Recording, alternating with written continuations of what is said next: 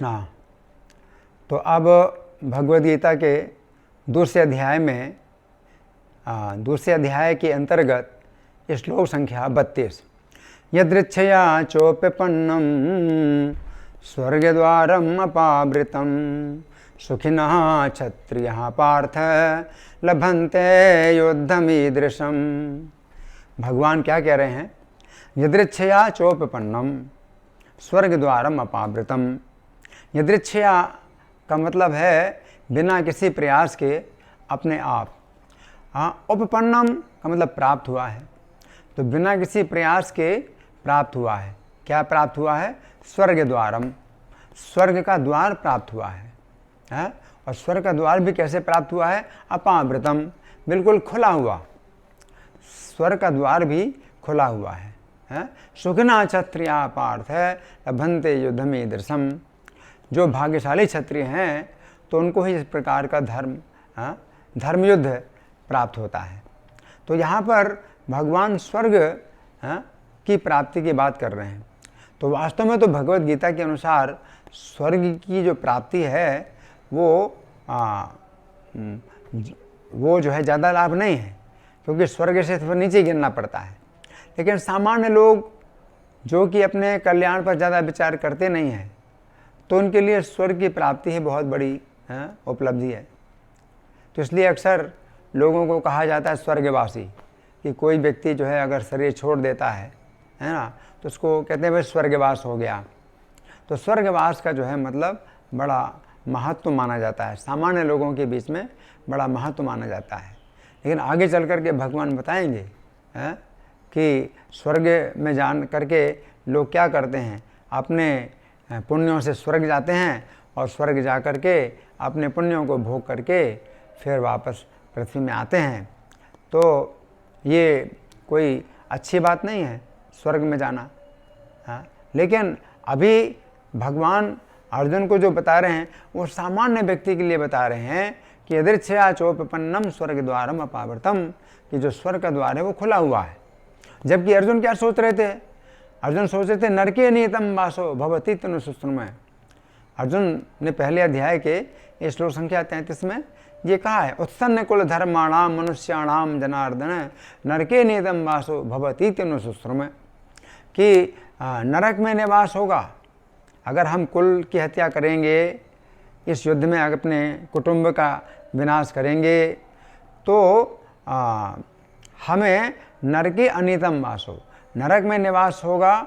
और अनियतम का मतलब है कि पता नहीं कितने समय तक, कोई निश्चित नहीं है कि कब तक नरक में यातना भोगनी पड़ेगी। तो अर्जुन तो ऐसा कह रहे हैं, लेकिन यहाँ पर भगवान बिल्कुल अर्जुन के इस विचार का खंडन कर रहे हैं। और भगवान क्या कह रहे हैं कि स्वर्ग में जो प्राप्त होगा, स्वर्ग जो प्राप्त होगा, तो उसमें क्या है, कोई रुकावट नहीं होगी। स्वर्ग द्वारम अपावृतम, स्वर्ग का खुला हुआ द्वार है। इसमें जो है दरवाजे को ना तो खटखटाना पड़ेगा और ना कोई द्वारपाल मिलेगा जो कि रोकेगा या टोकेगा। जैसे कि जय विजय भगवान के वैकुंठ में जो जय विजय नाम के द्वारपाल हैं, उन्होंने रोका, उन्होंने टोका 4 कुमारों को, और थोड़ा कुछ उसमें कलह हो गया। उन्होंने 4 कुमारों ने शाप दे दिया जय विजय को। तो भगवान कह रहे हैं कि ऐसा कुछ नहीं है। स्वर्ग में प्राप्ति, स्वर्ग की जो प्राप्ति है वो इतनी निश्चित है कि जैसे बिल्कुल खुला हुआ द्वार है, बिल्कुल खुला हुआ द्वार है। कोई द्वारपाल नहीं है, रोक टोक करने वाला नहीं। स्वर्ग की प्राप्ति निश्चित है। जो योद्धा जो है युद्ध में अपने प्राणों को त्यागता है, तो उसके लिए स्वर्ग का द्वार बिल्कुल खुला हुआ है। अब उसकी अगर इच्छा नहीं है स्वर्ग में जाने की, तो वो और ऊपर के लोगों को जाएगा, लेकिन स्वर्ग का द्वार खुला हुआ है। यहाँ तक कि ये लोग जो अधर्मी हैं, अधर्म करने वाले हैं, अगर युद्ध में मारे जाएंगे तो ये भी स्वर्ग में जाएंगे, जबकि इन्होंने बहुत अन्याय किया है। कितना अन्याय किया है? द्रौपदी को राजाओं की भरी सभा में नग्न करने का प्रयास किया, इनके लाक्षागृह में जो है इनको 5 पांडवों को और कुंती महारानी को जलाने का प्रयास किया। तो इतना अन्याय किया, लेकिन अगर इनकी युद्ध में मृत्यु हुई तो इनको भी स्वर्ग प्राप्ति होगी। तो इस प्रकार से भगवान कह रहे हैं कि नरक की बात तो बिल्कुल भूल जाओ, स्वर्ग तो बिल्कुल निश्चित है, कम से कम स्वर्ग की प्राप्ति तो निश्चित है। स्वर्ग द्वारम अपावृतम सुखिना क्षत्रियः पार्थ लभन्ते युद्धमीदृशम। तो भाग्यशाली लोगों को ही ऐसा युद्ध प्राप्त होता है। तो भगवान यहाँ पर गए यदृच्छया। यदृच्छया का मतलब कि तुमने प्रयास नहीं किया है कि ऐसा युद्ध प्राप्त हो। वास्तव में युद्ध रोकने के लिए भगवान कृष्ण भी गए, संधि प्रस्ताव के लिए गए, युद्ध ना हो। 5 पांडव भी चाहते थे कि युद्ध ना हो, और भीष्म ने, द्रोण ने, धृतराष्ट्र ने भी बहुत समझाया, दुर्योधन को समझाया, लेकिन दुर्योधन नहीं माना। और धृतराष्ट्र अपने पुत्र के मोह में कोई निर्णय नहीं ले सकते थे। तो इस प्रकार से धृतराष्ट्र ने जो है भगवान को बोल दिया कि क्षमा करें, मैं अपने पुत्र के मोह से ग्रस्त हूँ, और अब मेरा पुत्र जो है अगर युद्ध चाहता है तो मैं कुछ नहीं कर सकता। तो भगवान कृष्ण ने कहा ठीक है, तो आपकी ओर से अगर युद्ध की तैयारी है तो पांडव लोग युद्ध के लिए तैयार हैं।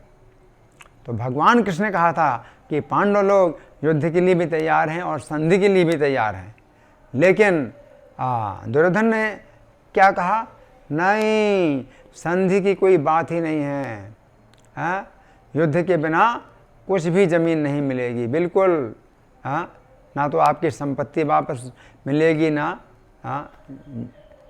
राज्य वापस मिलेगा। तो इस प्रकार से जब मतलब विवश हो गए, इतनी मतलब स्थिति आ गई कि युद्ध के बिना अब कोई मतलब बात ही नहीं करना चाहते वो। तो भगवान कह रहे हैं कि ये भी जो है बहुत अच्छा अवसर है कि बिना प्रयास के ऐसा युद्ध प्राप्त हुआ है।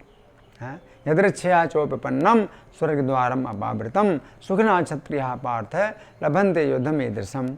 तो जो भाग्यशाली क्षत्रिय हैं उनको ही इस प्रकार का युद्ध प्राप्त होता है। तो अर्जुन ने जितना मोह अपना प्रकट किया था, अर्जुन ने जितना अपना विषाद, अपना शोक प्रकट किया था कि इसमें बहुत हमसे पाप हो रहा है, हम बहुत बड़ा पाप कर रहे हैं, अहो बत महत् पापम कर्तुम विवसिता वयम, कि हम तो बहुत बड़ा पाप करने के लिए तैयार हो गए हैं। तो अर्जुन जितना मतलब बोले उसके बिल्कुल विपरीत भगवान क्या बोल रहे हैं कि इसमें स्वर्ग का खुला हुआ द्वार है, इसमें तो कोई संदेह नहीं है कि कोई भी व्यक्ति, जितने भी सैनिक हैं युद्ध में मारे जाएंगे तो वो स्वर्ग, सीधे स्वर्ग जाएंगे, उन्हें कोई कुछ भी बाधा नहीं होगी स्वर्ग जाने में। धन्यवाद। हरे कृष्णा।